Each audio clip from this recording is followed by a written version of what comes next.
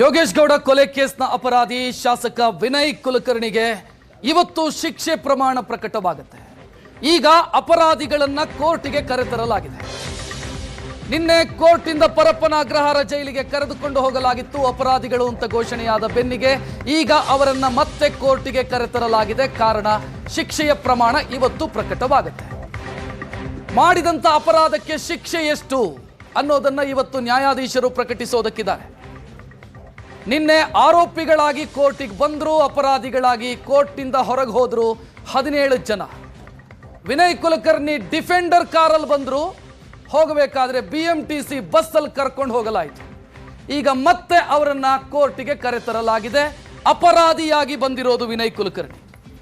ವಿನಯ್ ಕುಲಕರ್ಣಿಗೆ ಜೀವಾವಧಿ ಶಿಕ್ಷೆಯಾಗತ್ತಾ, ಶಿಕ್ಷೆಯ ಪ್ರಮಾಣ ಏನಾದರೂ ತಗ್ಗತ್ತಾ, ಇದು ಇವತ್ತು ಡಿಸೈಡ್ ಆಗುತ್ತೆ.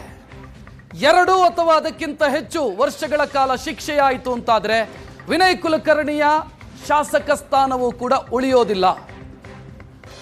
17 ಮಂದಿ ಅಪರಾಧಿಗಳಿಗೆ ಕೋರ್ಟ್ ವಿಧಿಸುವಂತ ಶಿಕ್ಷೆ ಏನು?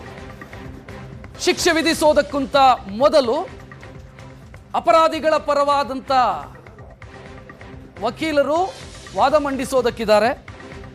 ನನ್ನ ಕಕ್ಷಿದಾರ ಅಪರಾಧಿ ವಿನಯ್ ಕುಲಕರ್ಣಿಗೆ ಶಿಕ್ಷೆಯ ಪ್ರಮಾಣವನ್ನು ಕಡಿಮೆ ಮಾಡಿ ಅಂತ ಮನವಿ ಮಾಡಿಕೊಳ್ಳೋದಕ್ಕೆ ಅವಕಾಶ ಇದೆ. ಇದನ್ನು ಕೋರ್ಟ್ ಪುರಸ್ಕರಿಸುತ್ತಾ ಬಿಡುತ್ತಾ ಬೇರೆ ವಿಚಾರ, ಆದರೆ ಮನವಿ ಮಾಡಿಕೊಳ್ಳೋದಕ್ಕೆ ಅವಕಾಶ ಇದೆ. ಯಾವ ಸೆಕ್ಷನ್ನಲ್ಲಿ ಅವರಿಗೆ ಕೇಸ್ ಪ್ರೂವ್ ಆಗಿರೋದು ಅಥವಾ ಅಪರಾಧ ಸಾಬೀತಾಗಿರೋದು ನೋಡ್ತಾ ಇದ್ದೀರಿ. ಸೆಕ್ಷನ್ಸ್ ಅನ್ನ 302 ಕೊಲೆ, 120B ಕ್ರಿಮಿನಲ್ ಕಾನ್ಸ್ಪಿರಸಿ, 201 ಸಾಕ್ಷ್ಯನಾಶ ಮತ್ತು ಬೇರೆ ಬೇರೆ ಸೆಕ್ಷನ್ಗಳು. ನೀವು 302 ಮತ್ತು 120B ಇದು ಎರಡೂ ಕೂಡ ಜೀವಾವಧಿ ಶಿಕ್ಷೆ ವಿಧಿಸಬಹುದಾದಂಥ, ಗರಿಷ್ಠ ಜೀವಾವಧಿ ಶಿಕ್ಷೆ ವಿಧಿಸಬಹುದಾದಂಥ ಅಪರಾಧ. ಸೊ ಇವತ್ತಿನ ಶಿಕ್ಷೆಯ ಪ್ರಮಾಣ ಏನು ಅನ್ನೋದರ ಬಗ್ಗೆ ಕುತೂಹಲ ಇದೆ.